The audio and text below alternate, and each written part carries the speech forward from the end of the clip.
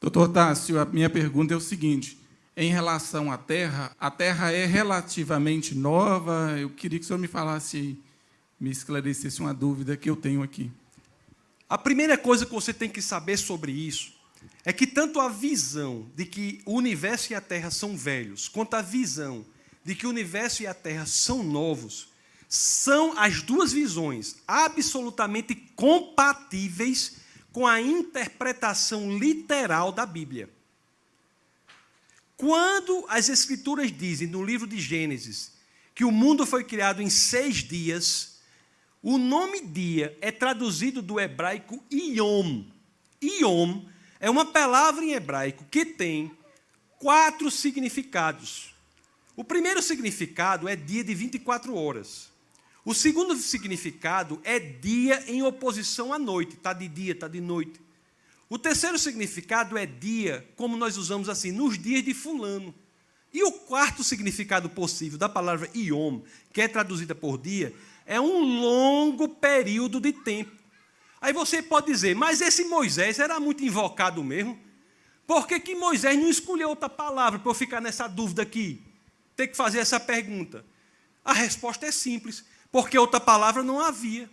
A riqueza vocabular, o número de palavras do hebraico antigo em que Moisés escreveu, o primeiro livro escrito da Bíblia não foi o Pentateuco, não foi Gênesis, não foi Bereshit, como dizem em hebraico, foi o livro de Jó. Muitas das informações científicas do livro de Jó, incluindo o dinossauro, Moisés tem uma convicção, já sabia quando escreveu o Pentateuco. Mas quando Moisés escreveu o Pentateuco, pelo menos os 4 primeiros livros, até uma grande parte do 5º, quando ele escreveu, a riqueza vocabular do hebraico antigo tinha 3.000 vocábulos apenas. Só em verbos irregulares da língua portuguesa nós temos mais vocábulos.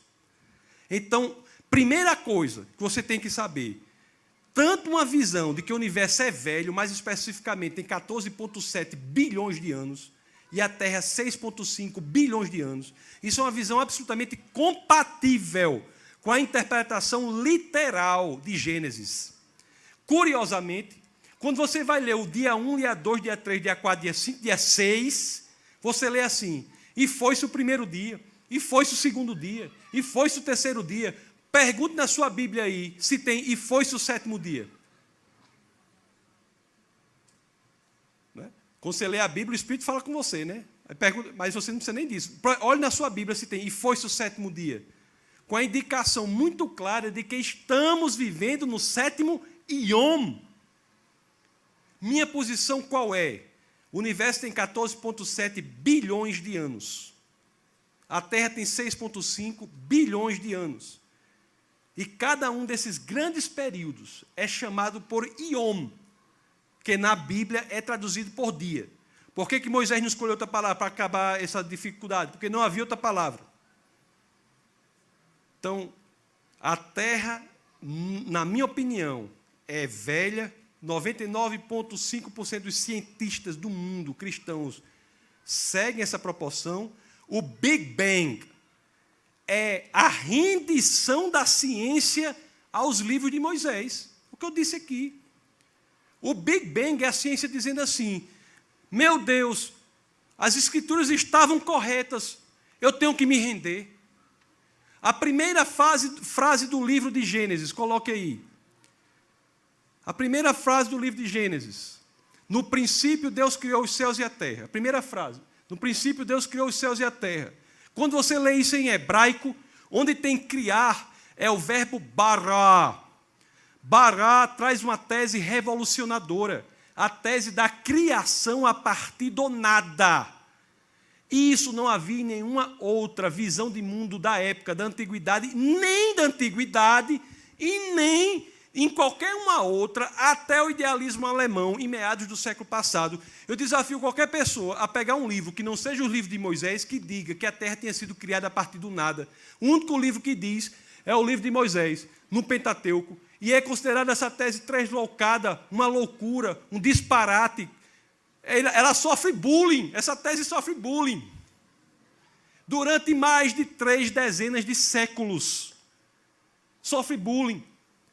Como é uma coisa criada a partir do nada? Os gregos, por exemplo, a teogonia grega, diz que Demiurgo moldou o mundo a partir de uma matéria que existia desde sempre. Desde sempre. A Bíblia não. Diz que tinha sido criada a partir do nada. E os cientistas, tratando isso como um disparate, o que acontece em meados do século passado?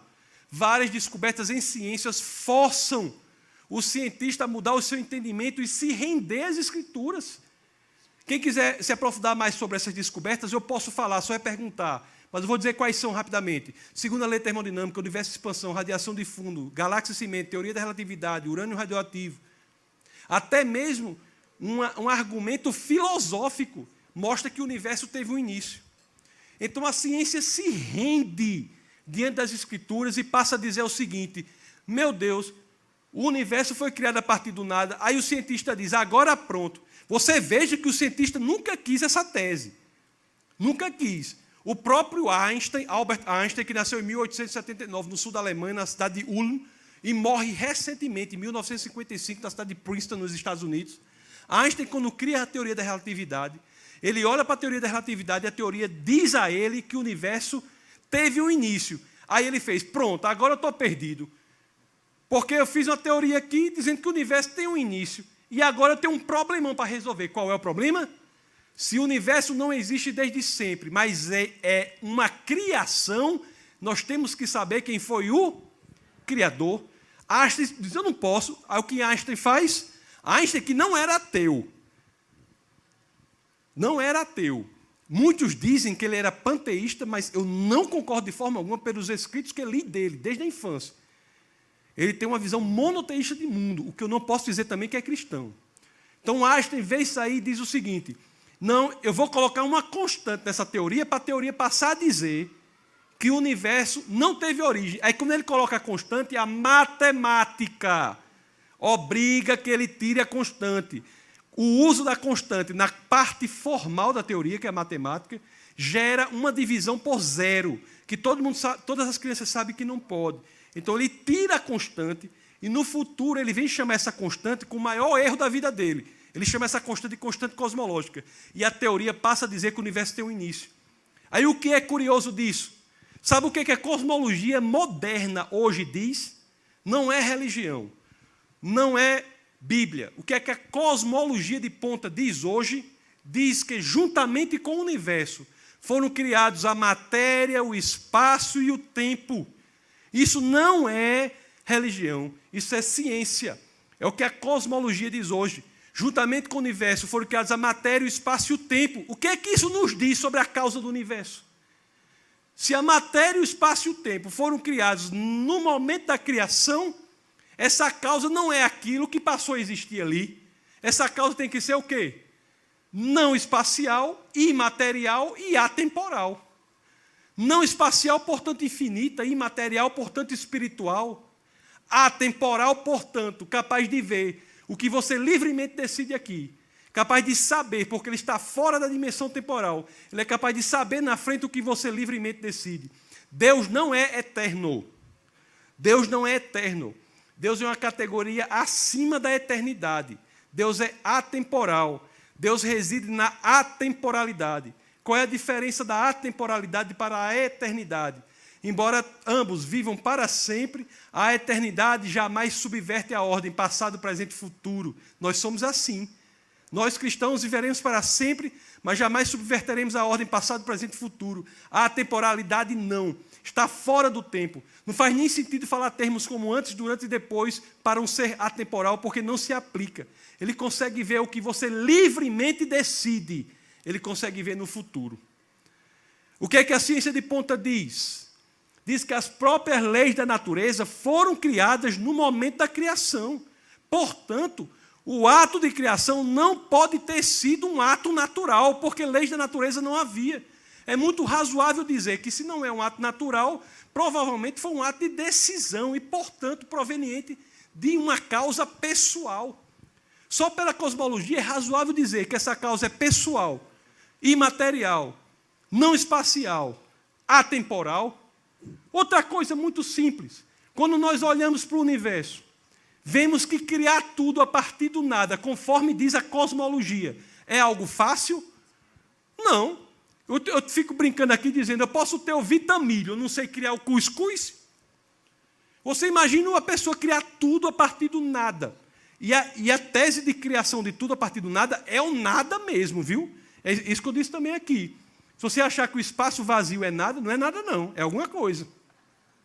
Você achar que o tempo é nada, não é nada não, é alguma coisa. Aí você diz, pastor, o que é o nada? Aí eu fico tão constrangido, eu tento espremer o recheio do meu crânio e não encontro uma resposta para dizer satisfatória. Aí eu uso uma coisa que Aristóteles disse. Aristóteles disse que nada é aquilo sobre o que as pedras sonham.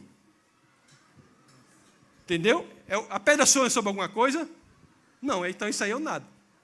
Então você criar tudo a partir do nada é fácil? Não. Portanto, essa causa, além de não espacial, imaterial, temporal e pessoal, também é extremamente poderosa. Quando nós olhamos a forma como o universo é estruturado, você sabia que para o universo existir da forma que ele existe, que a vida é possível, você tem várias situações que são milimetricamente calculadas para permitir a vida? Você sabia disso?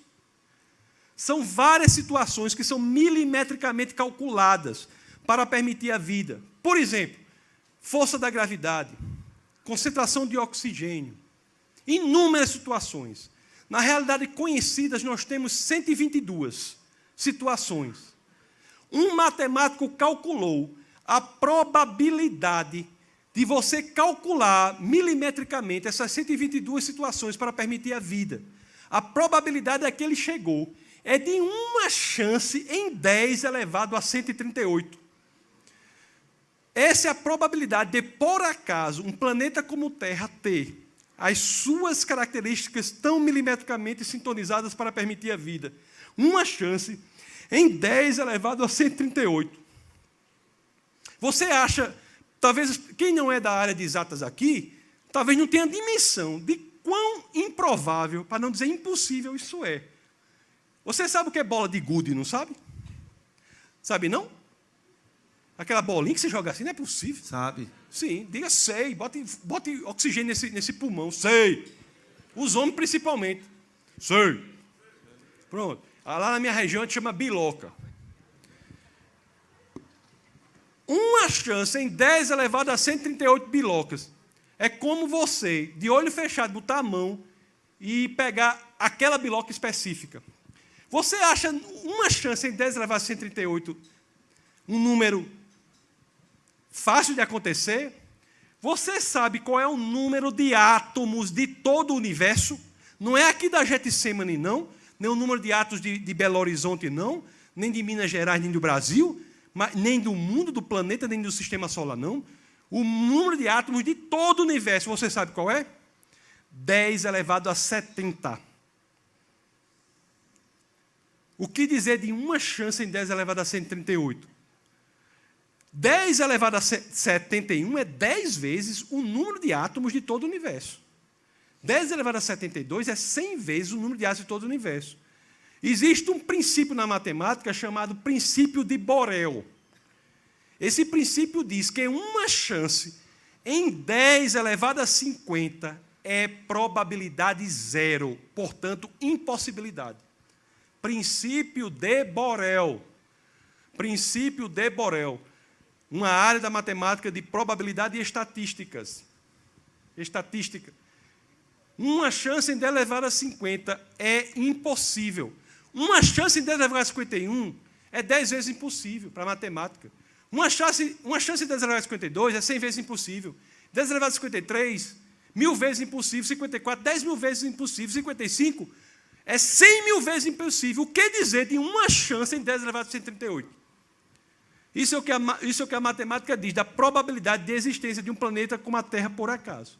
Portanto, meu querido, a Terra é velha, não, é mais velha que você, o universo é velho, e isso é absolutamente compatível com a interpretação literal da Bíblia. Essa foi uma produção do Ministério Internacional Defesa da Fé, um ministério comprometido em amar as pessoas. abraçar a verdade e glorificar a Deus. Para saber mais sobre o que fazemos, acesse defesadafé.org.